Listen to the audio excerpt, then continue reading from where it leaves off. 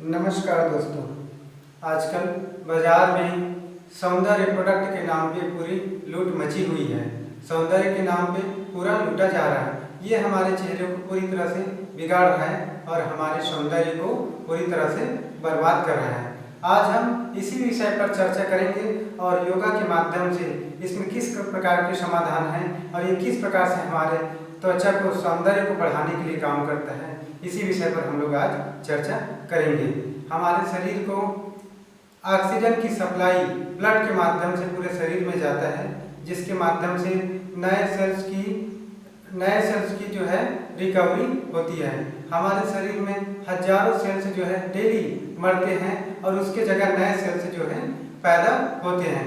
योग एक ऐसा माध्यम है जिसके माध्यम से नए सेल्स जो है एकदम एक्टिव हो जाते हैं और पुराने सेल्स की जगह नए सेल जो है पैदा होते हैं। वैसे ही हमारे चेहरे में हर कोई व्यक्ति आज के समय में सुंदर और सुडौल दिखना चाहता है, लेकिन इसके लिए कुछ ऐसे अभ्यास हम लोग बताएंगे जिसको आप लोग अगर गंभीरता से सहजता से करेंगे तो आप भी एक सुंदर और सौंदर्य को प्राप्त कर सकते हैं।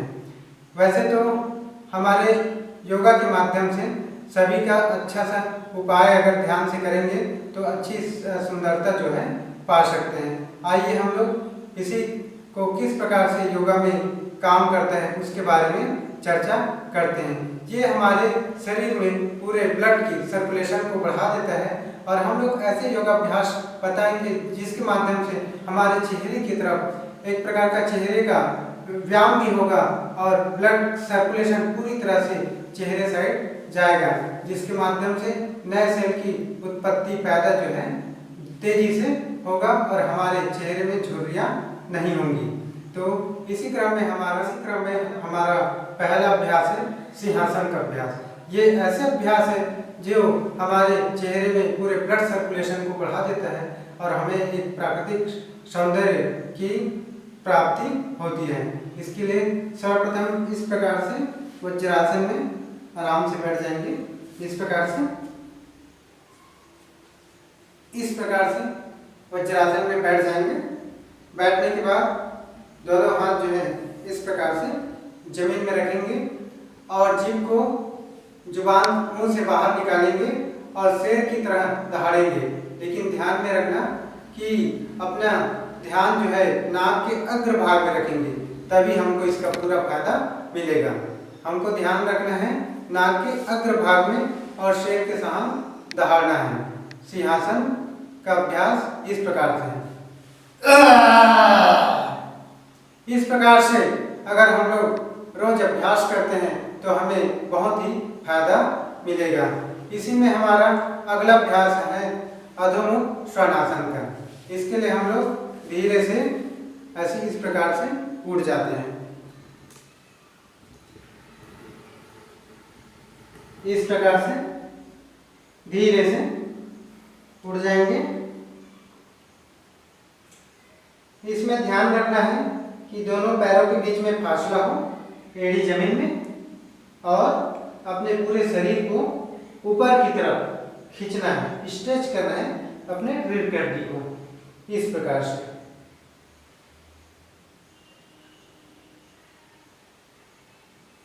थोड़ी देर रुकने के बाद धीरे से वापस आएंगे। इसी में हमारा अगला अभ्यास है उत्तान। धीरे से सामने इस प्रकार हाथ को मोड़ के सिर के पास रख के इस प्रकार से झुकेंगे, एकदम सीधा इस प्रकार से। थोड़ी देर रुकने के बाद धीरे से वापस आएंगे। इसमें हमारा अगला अभ्यास है उष्ट्रासन का। उष्ट्रासन के लिए इस प्रकार से बैठ जाएंगे। इस प्रकार बाएं हाथ भी पीछे से पकड़ेंगे और जितना झुक सकते हैं उतना झुकेंगे। थोड़ी देर रुकने के बाद धीरे से वापस आएंगे। सेकंड हाथ भी इस प्रकार से वापस आएंगे। इसके बाद है हमारा अगला अभ्यास है बालकासन। इसके लिए इस प्रकार से वज्रासन में बैठ जाएंगे और अपने दोनों हाथ को सिर के पास रख के इस प्रकार से जमीन में टिका देंगे। थोड़ी देर रुकेंगे। रुकने के बाद धीरे से वापस आएंगे। ये जितने भी हम लोग अभ्यास बता रहे हैं ये सभी अभ्यास हमारे ब्लड सर्कुलेशन को चेहरे की तरफ बढ़ाता है, जिससे हमारे चेहरे में एक नया ही चमक और सौंदर्य आता है और जो है नए कोशिकाओं की, नए सेल्स की निर्माण जो है तेजी से होने लगता है। इसके बाद है हमारा अगला अभ्यास है सर्वांगासन का। इसके लिए सर्वप्रथम पीठ के बल इस प्रकार से लेट जाएंगे। सर्वांगासन के लिए इस प्रकार से लेट जाएंगे। लेटने के बाद सांस लेते हुए दोनों पैर को ऊपर उठाएंगे और दोनों हाथ को कमर के पास इस प्रकार से रख के सीधा करेंगे।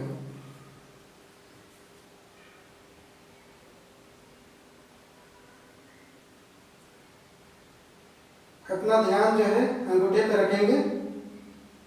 थोड़ी देर रोकेंगे।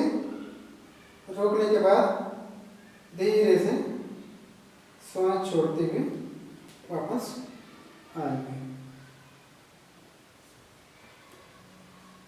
इसके बाद हमारा अगला अभ्यास है मत्स्य आसन का। इसके लिए इस प्रकार से उठ जाएंगे। उठने के बाद पद्मासन लगाएंगे। सबसे पहले अपना दाहिना पैर, उसके बाद अपना बायां पैर भी इस प्रकार से लगा देंगे। लगाने के बाद इस प्रकार से लेट जाएंगे धीरे से। उसके बाद अपने सिर को कमर के नजदीक लाने की कोशिश करेंगे और छाती को उठाएंगे और अपने पैर के अंगूठे को इस प्रकार से पकड़ेंगे। कोशिश करेंगे जितना छाती ऊपर उठ जाए उतना ही फायदेमंद होगा। ये हमारे चेहरे का एक बहुत ही बढ़िया स्ट्रेच है। प्लस इसमें जो हमारा थायराइड ग्रंथि है ये भी एक्टिव हो जाता है, जो चेहरे की चमक बढ़ाने के लिए भी बहुत ही फायदेमंद है। थोड़ी देर रुकने के बाद धीरे से वापस आएंगे। इस प्रकार से धीरे से दोनों पैर खोल लेंगे आराम आराम से। इस प्रकार से हमारा आसन जो है पूरा हो गया। इसमें एक फायदेमंद, बहुत ही फायदेमंद प्राणायाम है अनुलोम विलोम। अनुलोम विलोम एक ऐसा प्राणायाम है जो हमारे चेहरे की सभी कोशिकाओं को एक्टिव कर देता है और हमारे शरीर में भरपूर ऑक्सीजन को जो पहुंचाता है। इसके लिए सर्वप्रथम आप सुखासन, सिद्धासन या पद्मासन में इस प्रकार से बैठ जाएंगे और अपने बाएं हाथ से वायु मुद्रा बनाएंगे। पहले वायु मुद्रा इस प्रकार से अपने फर्स्ट उंगली को इस प्रकार से मोड़ेंगे और अपने बाएं नाक को बंद करके दाहिने नाक से लंबा गहरा सांस भरेंगे। थोड़ी देर सांस रोकने के बाद दाहिना नाक बंद करके बाएं नाक से सांस छोड़ेंगे। फिर बाएं नाक से सांस भरेंगे। थोड़ी देर रोकने के बाद दाहिना नाक से सांस छोड़ेंगे। फिर दाहिना नाक से सांस भरेंगे। थोड़ी देर रोकने के बाद दाहिना नाक बंद करके बाएं नाक से सांस छोड़ेंगे। इस प्रकार से इस क्रिया को 10-15 मिनट से लेकर 20 मिनट तक किया जा सकता है। यह हमारे चेहरे की सौंदर्य बढ़ाने के लिए बहुत ही फायदेमंद है। इस प्रकार से अगर योगाभ्यास को हम लोग रोज प्रतिदिन करते हैं और गहराई से करते हैं तो हमें बहुत ही फायदा होगा। साथ में हम लोग अपने आहार और खान पान में भी थोड़ा सा नियंत्रण रखें। केला, पपीता, गाजर ऐसे फल फूल और हरे पत्तेदार सब्जियों का प्रयोग ज़्यादा से ज़्यादा करेंगे तो हमारे चेहरे की चमक और सौंदर्य ऐसा ही सदा बरकरार रहेगा। Yoga with Acharya YouTube channel में ये वीडियो आपको कैसा लगा? सभी दोस्तों के साथ शेयर करें, सब्सक्राइब करें। नमस्कार।